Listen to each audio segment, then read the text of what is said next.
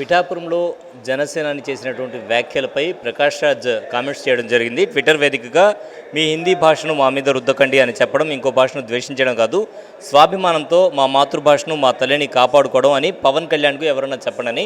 దీనిపై నెల్లూరులో జనసేన సభ్యులు కానీ జనసేన కార్యకర్తలు నాయకులు అందరూ కూడా మండిపడుతున్నారు. మనతో పాటు జనసేన నేత కిషోర్ ఉన్నారు, వారితో మాట్లాడదాం. మరి ప్రకాష్ రాజ్ చేసిన కామెంట్స్ అయితే విన్నారు పవన్ కళ్యాణ్ మీద, అటు విజయ్ కానీ స్టాలిన్ కానీ అందరూ కూడా దీని మీద మాట్లాడుతూ ఉన్నారు. సో దీన్ని ఎలా తీసుకుంటారు మీరు? అందరికీ నమస్కారం అండి. పటిష్టమైన భావజాలంతో సైద్ధాంతిక పోరాటం చేస్తున్న పవన్ కళ్యాణ్ గారి గురించి చూస్తే వీళ్ళందరికీ భయం పట్టుకుంది. కన్యాకుమారి నుంచి కాశ్మీర్ దాకా నా భారతదేశమే, నేను ఎక్కడైనా ఉంటాను, ఎవరికి అన్యాయం జరిగినా రాష్ట్రం నుంచి 100 మంది బలంగా పోరాడగలిగిన స్వాతంత్ర సమరయోధులు లాంటి యువకులను ఇస్తానని చెప్పాడు. దాంతో భయం పట్టుకుంది. తమ ఉనికి కాపాడుకోవడానికే కొత్త మాటలు చెప్తున్నారు, కానీ వీళ్ళు దేశానికి కానీ రాష్ట్రానికి కానీ ఉపయోగించుకున్న పరిస్థితి లేదు.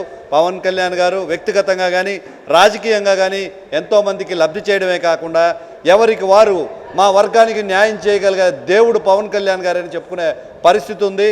ప్రజల పక్షాన నిలబడి తన వీలైనంత వరకు అన్యాయం జరుగుతున్న ప్రతి వర్గానికి అండగా నిలబడుతున్నారని పవన్ కళ్యాణ్ గారు చాలా స్పష్టంగా చెప్పారు. రాజకీయంగా ఎదగాలనే కోరుకునే చిన్న చిన్న చోటా నాయకులు, ఇప్పుడిప్పుడే ముందుకు వస్తున్న యువకులు, అదేవిధంగా తామేదో భారతదేశాన్ని ఉద్ధరిస్తున్నామని చెప్పుకొని సెక్యులరిజాన్ని ప్రోత్సహిస్తున్న కొంతమంది ఉన్మాదులు మాట్లాడే మాటలు మేము పట్టించుకోవాల్సిన అవసరం లేదు. ఈరోజు జన సునామీ చూసాం మేము పిఠాపురంలో.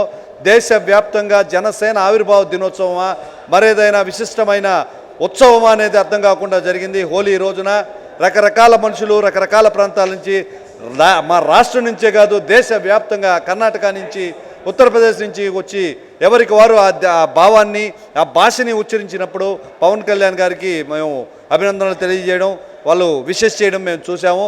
ఇటువంటి వారిని పట్టించుకోవాల్సిన అవసరం లేదు. ఒక దేశం కోసం పోరాడే సైనిక యోధుడే మా పవన్ కళ్యాణ్. అంటే గతంలో కమ్యూనిజం అన్నారు, అయితే ఇప్పుడు సనాతన ధర్మం అంటున్నారు. పవన్ తీరు మారిందా? సెక్యులరిజం ఏమైంది అని అడుగుతున్నారు. దీని మీద రుద్రవీణ వాయిస్తా, అగ్ని జ్వాలలు కురిపిస్తా, అన్యాయాన్ని ఎదురిస్తా, దుష్ట ప్రభుత్వాన్ని కూలదోస్తా అని మహాకవి చెప్పాడు.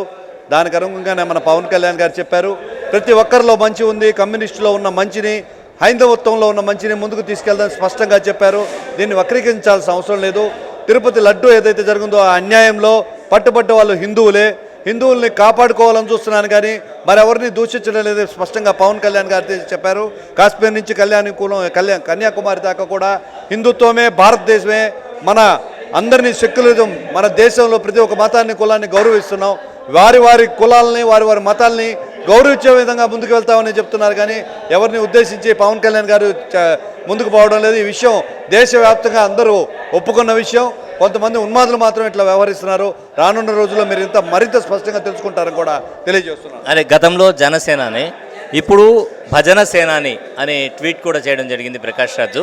అలాగే ఉత్తరాది వారిని కీర్తించడం, బీజేపీ స్క్రిప్ట్ చదవడం జరిగింది అని చెప్పి కూడా అంటూ ఉన్నారు. దీని మీద మీరేమంటారు? ఉత్తరాది కాదు, దక్షిణాది కాదు, ప్రాంతాలను విభజించబాకండి.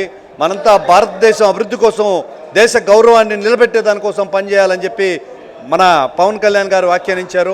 ఆయన వ్యాఖ్యలు మొదటి నుంచి చివరి దాకా చూస్తే, చిన్నప్పుడు చదువుకునేటప్పుడు స్థిరంగా నిలబడి జనగణమన సాంగ్ ఏదైతే పాడామో అదంతా గుర్తొచ్చింది. దేశాన్ని గౌరవించడం, పరమతాన్ని సహనం కలిగి ఉండడం, మన ధర్మాన్ని మనం కాపాడుకోవడం, ఏ వర్గానికి ఇబ్బంది ఉన్నా వాళ్ళ వాడినై నేను పోరాడతానని ముందుకు తీసుకెళ్లారు. అర్థం కాని మూర్ఖులు చెప్పుకునేదే అక్కడ ఆ సభలో మా జన సైనికుల్ని పొగిడాడే కానీ నిస్వార్థంగా నిలబడి ఆయన పోరాటానికి మద్దతుగా నిలబడిన ప్రతి నాయకుడిని పొగిడాడే కానీ ఏ ఒక్కరిని భజన చేయాల్సిన అవసరం లేదు. ఈరోజు దేశానికి పవన్ కళ్యాణ్ గారు అవసరం అనేది కూడా ముఖ్యంగా తెలుసుకోవాల్సిన బాధ్యత ఉందని తెలియజేస్తున్నాను. అంటే గతంలో వర్మ అన్నారు, ఇప్పుడు కర్మ అనే స్థాయికి వచ్చింది. సో ఏరు దాటాక అనే చందంగా తయారైంది జనసేన పరిస్థితి అని చెప్పి అంటున్నారు. చాలా స్పష్టంగా పవన్ కళ్యాణ్ గారు చెప్పారు. వైసీపీ సైకిక్ సోషల్ మీడియా ఏదో ఉందో దీన్ని వేరే పరంగా తీసుకెళ్తుంది. నాగబాబు గారు కూడా పిఠాపురం వాస్తవ్యులు, వర్మగారితో పాటు వర్మగారు కూడా పిఠాపురం వాస్తవ్యులని ప్రజలు గమనించాలి.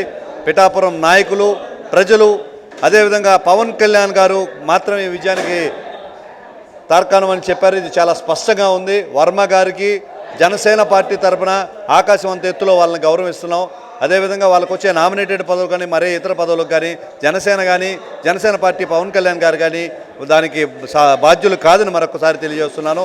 ఈరోజు ఇంతకు మించిన పదవి గౌరవ ముఖ్యమంత్రి గారు చంద్రబాబు నాయుడు గారు ఇస్తారేమో వేచి ఉన్నామే కానీ ఈ తెలుగుదేశం పార్టీ నాయకుల మీద అదేవిధంగా వర్మ గారి మీద మాకు మహా గౌరవమే ఉంది కానీ ఏమాత్రం విమర్శించే స్థాయి అర్హత కూడా లేవు. ఒక చక్కటి ఉడబందితో త్యాగాల మధ్య రాష్ట్రాన్ని అభివృద్ధి పరచడానికి జనసేన తెలుగుదేశం బీజేపీ నాయకులు ముందుకు వెళ్ళారు. దీన్ని అందరూ స్వాగతించాలని చెప్పి నేను తెలియజేస్తున్నాను.